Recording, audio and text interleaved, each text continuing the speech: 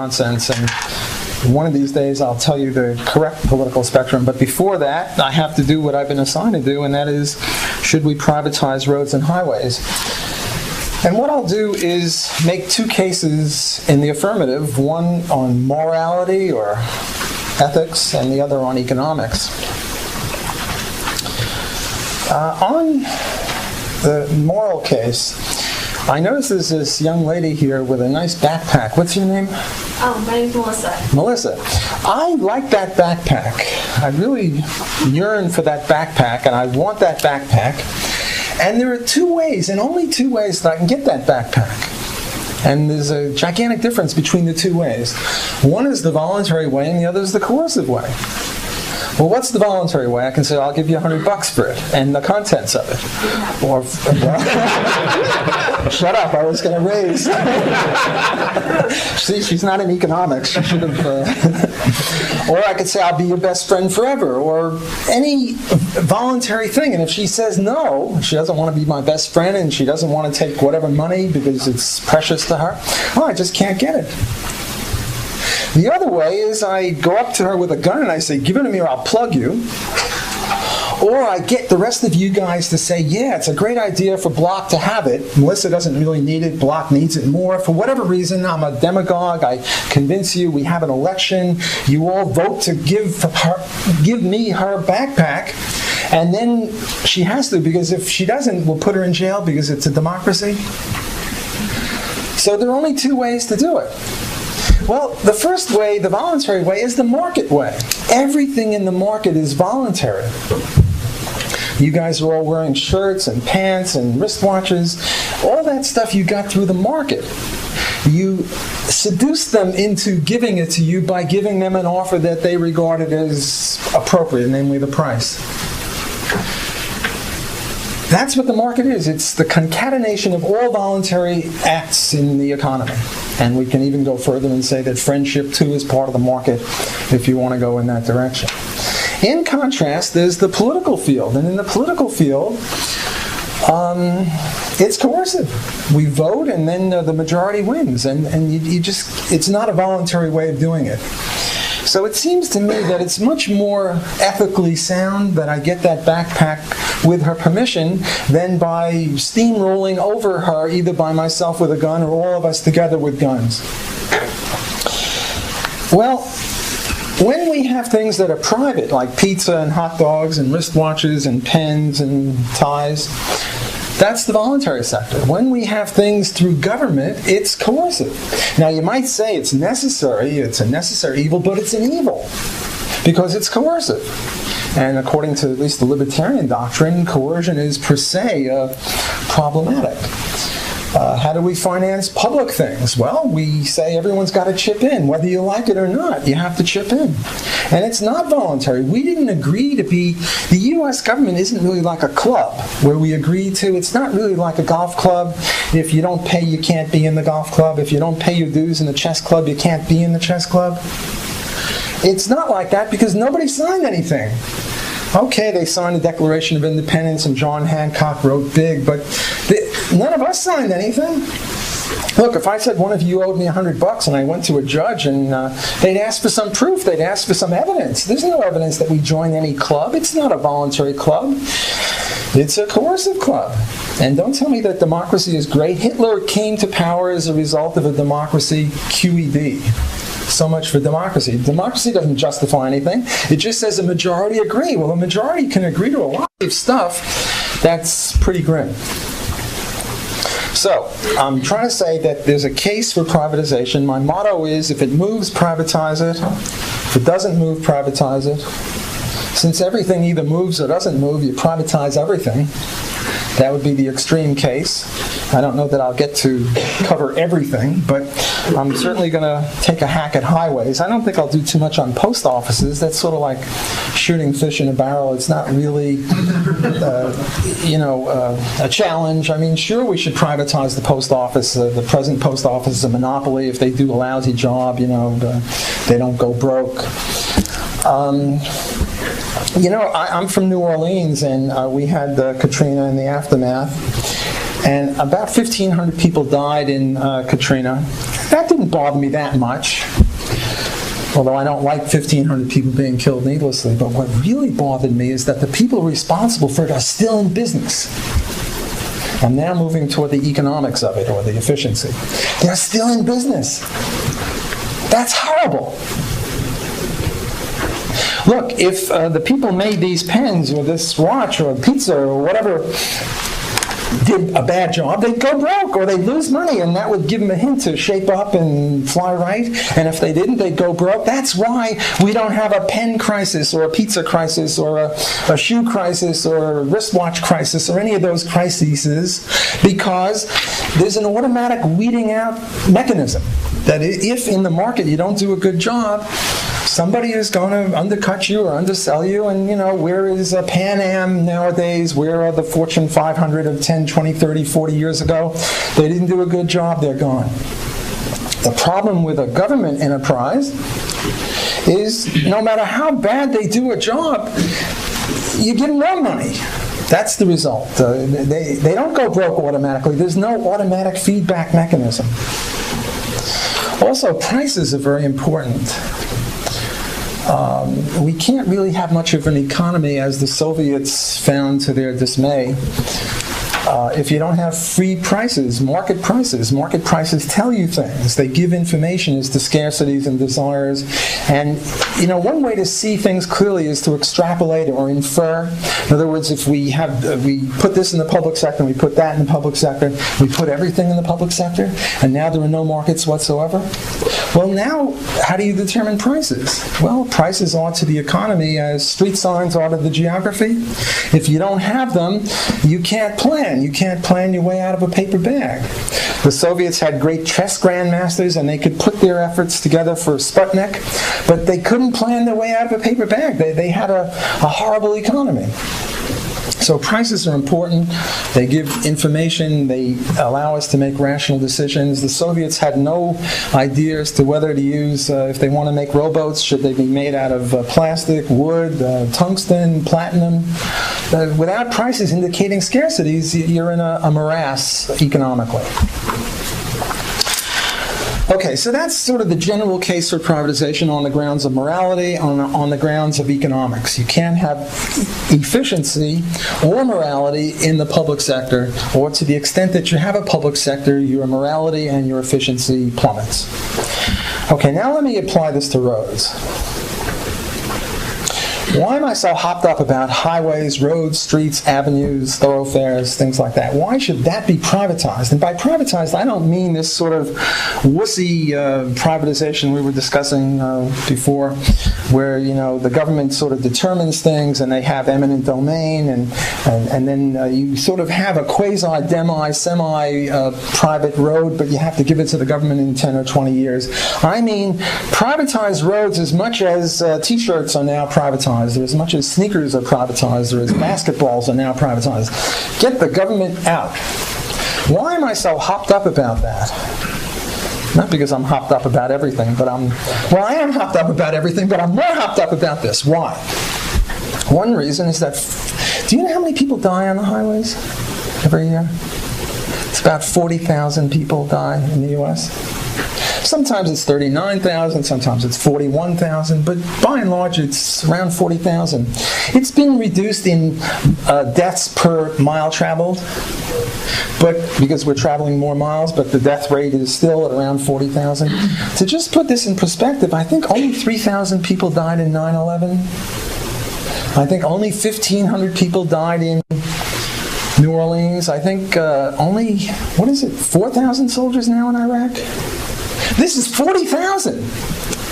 Mothers, grandmothers, babies, people, ordinary people walking around getting smushed like nothing.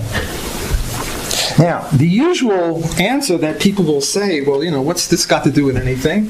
The usual answer that they give is that it's not the cause of government. It's the cause of speed or alcohol or vehicle malfunction or driver error.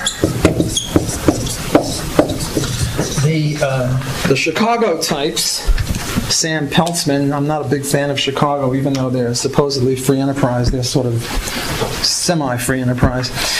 Sam Peltzman, a Chicagoite, lists about 25 of these reasons. All sorts of weird things. I mean, these are the big four, the so-called explanations. These are the big four. Other things like, well, how fast is the ambulance, or is there a helicopter ambulance? How good is the hospital? Things like that. The NHTSA,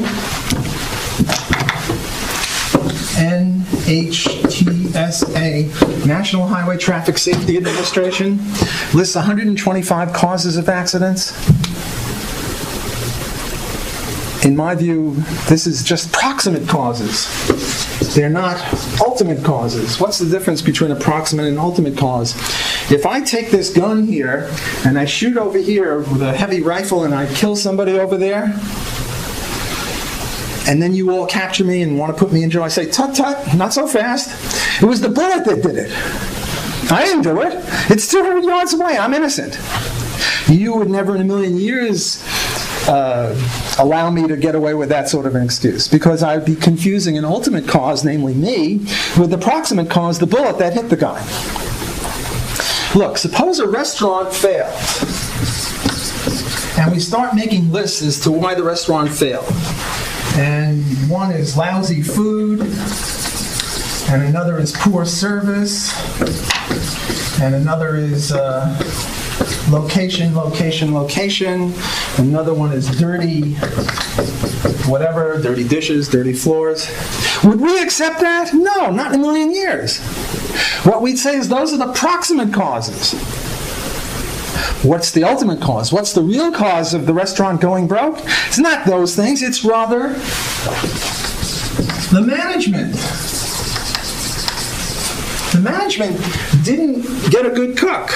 The manager didn't get good waitresses. The management didn't locate in the proper place. The management didn't get some guy with a broom and tell him to go sweep or have dishwashing good. It's the management. Well, who's the manager here? It's the bloody government who's the manager. It's the government that has not done well with regard to speed. It's the government that hasn't done well with regard to reducing alcohol drunken drivers. It's the government that is responsible for all these things.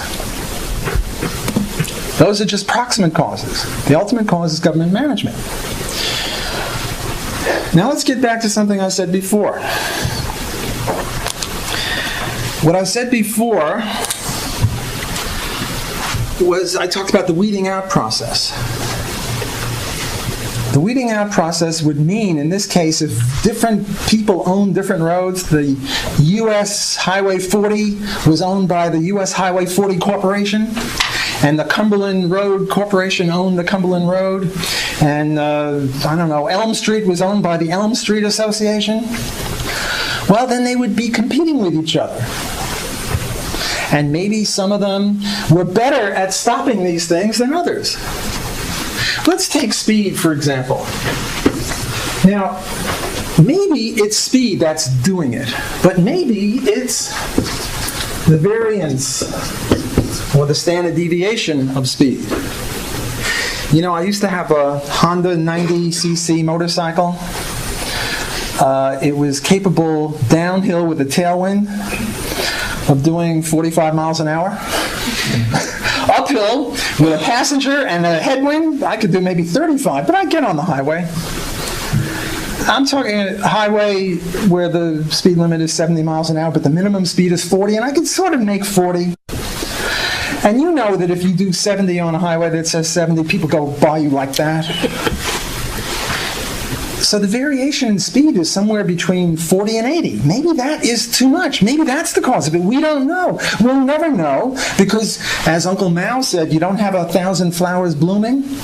You don't have different entrepreneurs doing different things as they do in the automobile or the chair industry or the shoe industry, and some of them, their plans fail and they go broke, and others succeed and they make money and can expand their base of operations. You don't have any of that. All you have is a made in Washington, D.C. the policy of whatever it is, the double nickel, or now it's 70. In other words, there's no experimentation about how to reduce debts. Washington, D.C., Obama now, or whoever he appoints to the NHTSA will look, these rules don't come down to us on stone tablets. We have to discover them. Markets are the mechanism par excellence for discovering how best to reduce debts. Look, here's a possibility. Suppose I had a road and I had 3 lanes. Instead of a minimum of 40 and a maximum of 70, suppose I said, well, everyone has to do 55 here, they have to do 70 here, and they have to do 85 there. Would that be better? I don't know. Maybe.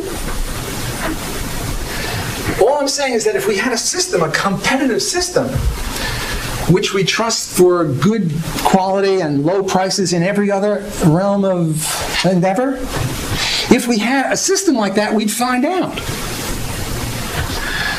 When I wrote about this, and I'm coming out with a book on it soon, I came up with all sorts of other schemes beside that might or might not work.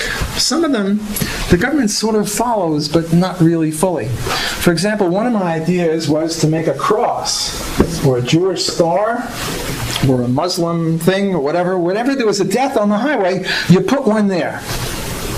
And that'll sort of scare people. Do I know that that would work? No, I'm not a road manager. I don't know. I'm just speculating. I'm trying to infer from what I know about private markets to this public market and saying, well, here's the sort of things that they could be doing. I had in mind real big ones. Nowadays they do it, but they're only about this big. I had in mind 20-foot crosses or Jewish stars or whatever. Another one, you know those cars where, a truck hits them from one end and hits them from the other end, and now the truck and the car, instead of being 20 feet long, it's 5 feet long, sort of accordionized? Put that up on a pedestal, right where the accident occurred. Will that stop? I don't know. But if I try it on the Walter Block Road and it doesn't work, I'll lose money. I'll go broke. And maybe someone else will try something else. And what I'm saying is that from this sort of a system of buying and selling through the voluntary purchase of rights to go on different highways, we'll get better highways. We'll deal better with these problems. Maybe what we ought to do the next time we catch someone who's drunk driving, I think it was Charles Barkley recently in the news, maybe we do something more serious to him than what was done to him. I don't know.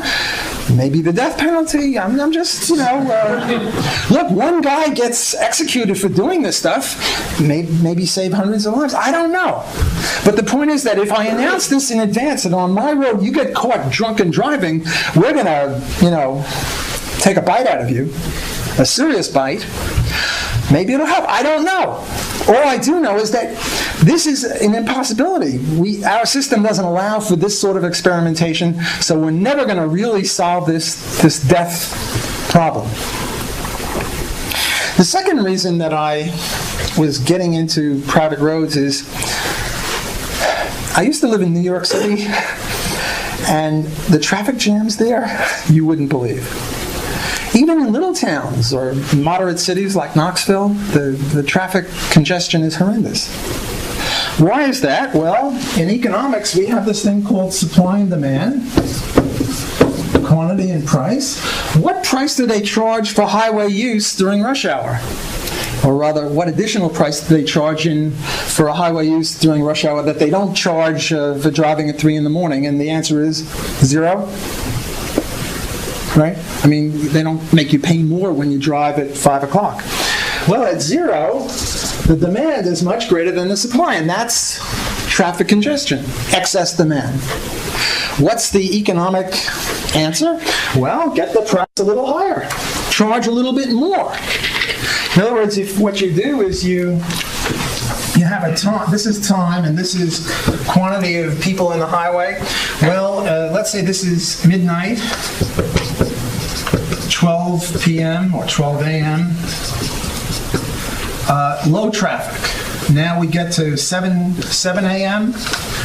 to 9, high traffic. This is the rush hour. Then it goes down a little lower, although in New York it's up there at all hours.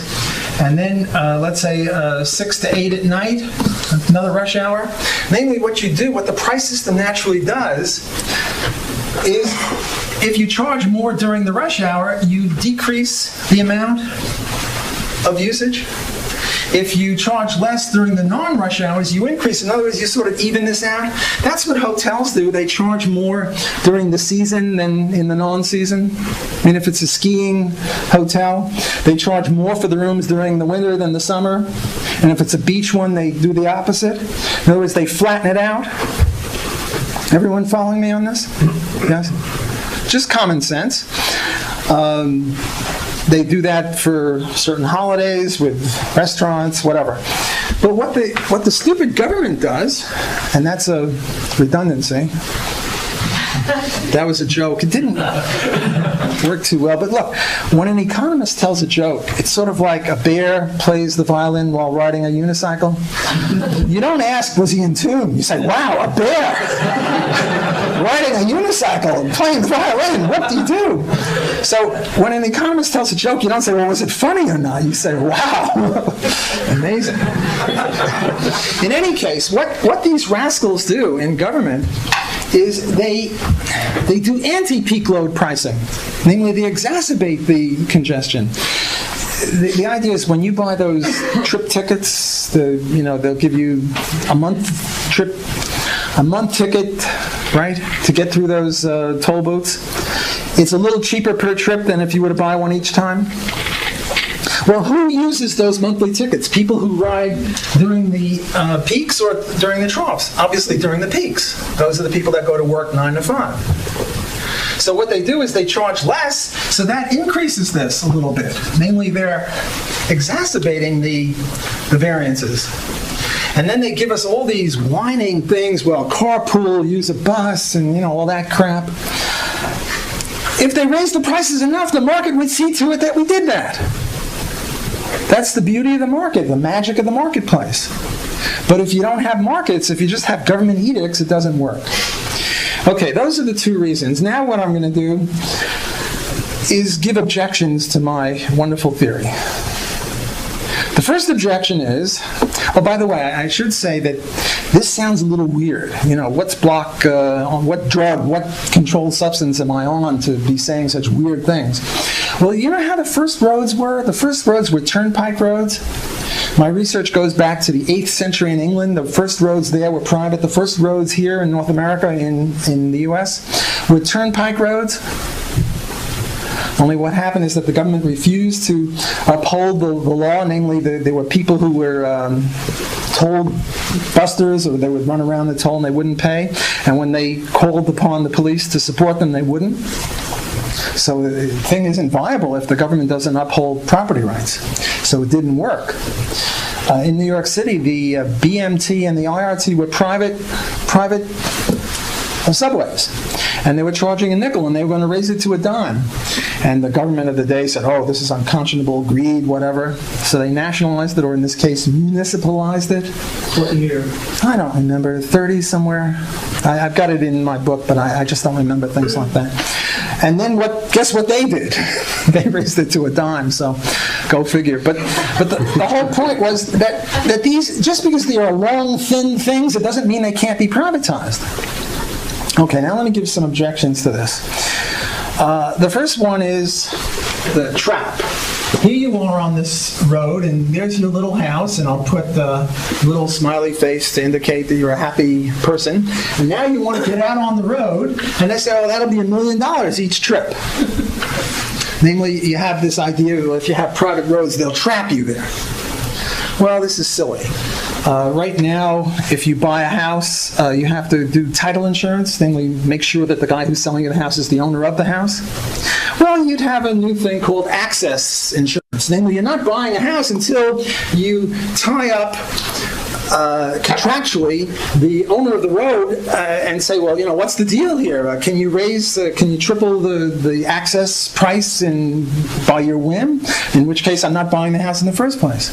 The economics of it is that if I have a road on an empty path somewhere, I want to encourage people to move in so that I'll have more customers, more traffic, whatever. I can charge more people more money. So I'll encourage them. And one way to encourage them is to tie myself up contractually to make sure that I can't be arbitrary and capricious and, sort of trap them in the house. And the idea is you have to be either a good pole vaulter or you have to have a helicopter or something. No. The law system will take care of that problem. Another one is eminent domain. They say, well, Block, you're such a big supporter of private property. Well, you can't have long, thin things without eminent domain because, if I want to build a road from Knoxville to New York City, how many people's property will I have to go through to get a new road going there? I don't know, 10,000, 100,000 different people would own land in that way, right? And then you have the problem of the holdout. Some guy over here says, sure, I'll sell you my land for $6 trillion. Well, there are ways, we have our ways. That was another joke, but one way is you can go around them. You don't have to. Yes, the shortest distance between the 2 points is a straight line, but what the heck? You can go the Great Circle route. If you have someone like that, you can go around them. Another thing that you could do, suppose he owns land like that, and he's very obstructive. Well, you can go under it, or go over it. Namely, this doctrine of, what do they call it, where you can't, ad coelum. The ad coelum doctrine says that here's the Earth, if you own a square mile of the Earth, you own a pyramid or a cone down to the center of the Earth and then up into the heavens. See, the ad coelum doctrine would say you can't do that. You can't go under him or over him because he owns down below to the core of the Earth and up into the heavens. Well, the ad coelum doctrine is not compatible with libertarianism. Libertarianism is based on the John Lockean, Murray Rothbardian homesteading theory. You didn't homestead anything 5,000 miles down in the core of the Earth. You didn't homestead anything 50,000 feet above. If you had the ad coelum doctrine, you couldn't have airplanes. Every time somebody went over your house, you'd say, that'll be a quarter or $20 or whatever, and air flight would be precluded. What other objections are there?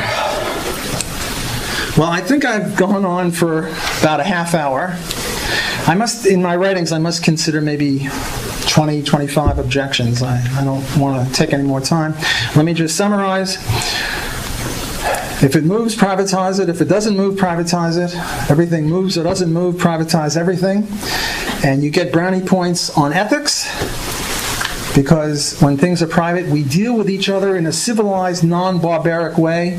I can't take Melissa's backpack without her permission. That's what the market is. And when we have things in the public sector, we ride roughshod over each other. We treat each other like animals. We treat each other like barbarians. It's not legitimate. And also, it's not efficient. Now, I don't know how many deaths there would be if all the roads were private. My speculation, it'd take too long to get into why, there'd be about 8,000 deaths based on weird things. There'd still be some deaths. I mean, when people go 70 miles an hour, there'd be some deaths, but the death rate would be vastly reduced and the congestion would be not eliminated, but greatly reduced, and that's my case for privatizing roads. Well, thank you. Sorry, it's a necessary evil, but it's an evil. Because it's coercive. And according to at least the libertarian doctrine, coercion is per se problematic. How do we finance public things? Well, we say everyone's got to chip in. Whether you like it or not, you have to chip in. And it's not voluntary. We didn't agree to be... The U.S. government isn't really like a club where we agree to... It's not really like a golf club. If you don't pay, you can't be in the golf club. If you don't pay your dues in the chess club, you can't be in the chess club. It's not like that because nobody signed anything. Okay, they signed the Declaration of Independence and John Hancock wrote big, but none of us signed anything. Look, if I said one of you owed me $100, friendship too is part of the market if you want to go in that direction. In contrast, there's the political field, and in the political field, It's coercive. We vote, and then the majority wins, and you just, it's not a voluntary way of doing it. So it seems to me that it's much more ethically sound that I get that backpack with her permission than by steamrolling over her, either by myself with a gun or all of us together with guns. Well, when we have things that are private, like pizza and hot dogs and wristwatches and pens and ties, that's the voluntary sector. When we have things through government, it's coercive. Now, you might say it's necessary to convince you, we have an election, you all vote to give me her backpack, and then she has to, because if she doesn't, we'll put her in jail because it's a democracy. So there are only two ways to do it. Well, the first way, the voluntary way, is the market way. Everything in the market is voluntary. You guys are all wearing shirts and pants and wristwatches. All that stuff you got through the market. You seduce them into giving it to you by giving them an offer that they regarded as appropriate, namely the price. That's what the market is. It's the concatenation of all voluntary acts in the economy. And we can even go further and say that one is the voluntary way and the other is the coercive way. Well, what's the voluntary way? I can say, I'll give you $100 for it, and the contents of it. Or, shut up, I was going to raise. See, she's not in economics. She should have. Or I could say, I'll be your best friend forever, or any voluntary thing. And if she says no, she doesn't want to be my best friend, and she doesn't want to take whatever money because it's precious to her, well, I just can't get it. The other way is I go up to her with a gun and I say, give it to me or I'll plug you. Or I get the rest of you guys to say, yeah, it's a great idea for Block to have it. Melissa doesn't really need it. Block needs it more. For whatever reason, I'm a demagogue. Nonsense. And one of these days I'll tell you the correct political spectrum. But before that, I have to do what I've been assigned to do, and that is, should we privatize roads and highways? And what I'll do is make two cases in the affirmative, one on morality or ethics and the other on economics. On the moral case, I notice there's this young lady here with a nice backpack. What's your name? My name's Melissa. Melissa. I like that backpack. I really yearn for that backpack, and I want that backpack. And there are two ways, and only two ways, that I can get that backpack. And there's a gigantic difference between the two ways.